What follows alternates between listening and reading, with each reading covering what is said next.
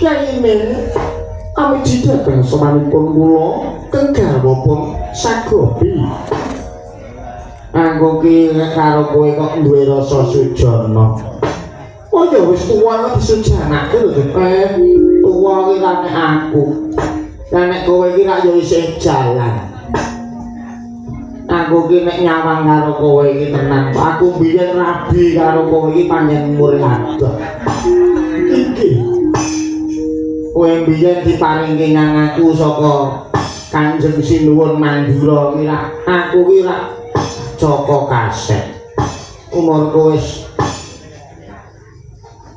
70 kowe biyen lagi 35. Muyer-muyere. Biyen ngono aku isih kuat nandhangi karo kowe saiki aku wis tenang.